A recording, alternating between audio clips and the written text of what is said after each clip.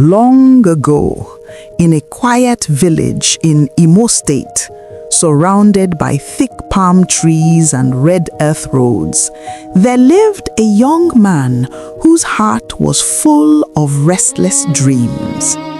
He had grown up in that village with his parents, his brothers, and his sisters. Life there was simple. The mornings were filled with the crowing of roosters and the sound of women sweeping their compounds. The evenings were filled with moonlight stories and laughter. But as the young man grew older, something inside him began to stir. He wanted more. Not because he hated the village, but because he believed that somewhere beyond the narrow village paths, a bigger destiny was waiting for him. Like many young men before him, his eyes turned toward the great city known across Nigeria as the Oil City, Port Harcourt. In those days, people spoke of Port Harcourt as a land of opportunity. They said the city was filled with companies, contracts, and chances for a man to build his future.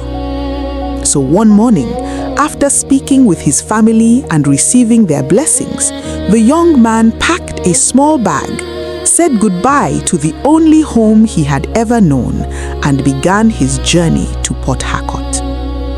At first, hope filled his heart. He walked the busy streets of the city with confidence. He dressed neatly, printed copies of his application letters, and began visiting offices and companies. But the city did not welcome him the way he had imagined.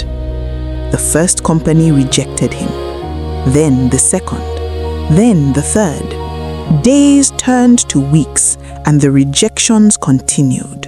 4, 5, 6.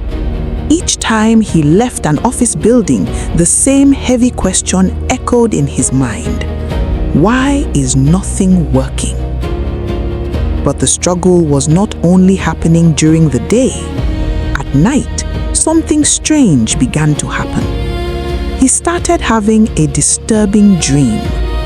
In the dream, he would find himself running through a lonely path surrounded by thick bushes and shadows. Behind him, a dog was always chasing him. The dog was fierce. Its eyes burned with anger. No matter how fast he ran, the dog never stopped pursuing him. Night after night, the dream returned. And each time he woke up, his heart would be pounding as if the dream were real. Still, he told no one. Life in Port Harcourt was already difficult, and he believed that complaining would only make things worse. Then one day, after another painful rejection, something unexpected happened. As he walked through the streets of the city, feeling tired and defeated, he heard the sound of singing coming from a church nearby. At first, he ignored it, but something about the voices drew him closer. Inside the church, people were praying. They were singing with passion. They were speaking about hope, about faith, and about the power of God to change a person's story. Something inside the young man softened that day. He began attending the church regularly. Slowly, prayer became part of his life. He joined prayer meetings, he listened to sermons, and for the first time since arriving in the city, his heart began to feel lighter.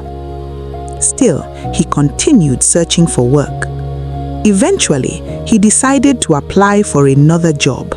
It would be the 7th time. But the night before that application, something unusual happened. After returning from a prayer meeting, he went home and prayed again.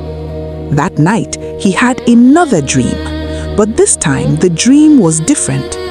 Instead of a dog chasing him, he saw a giant tree. The tree was old and heavy, and it was falling towards him. Instinctively, he stretched out his hands and tried to stop the tree from falling. In the dream, he struggled with all his strength, and somehow he managed to hold it back. When he woke up the next morning, the dream stayed in his mind. He did not fully understand it, but before he could think about it for too long, his phone rang. The call was coming from the village. A family member was very sick. The hospital did not have enough people to care for them, and the family was asking him to come home quickly. He felt troubled.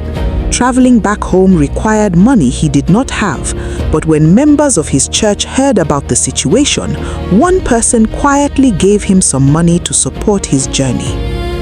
Grateful and emotional, the young man immediately traveled back to the village.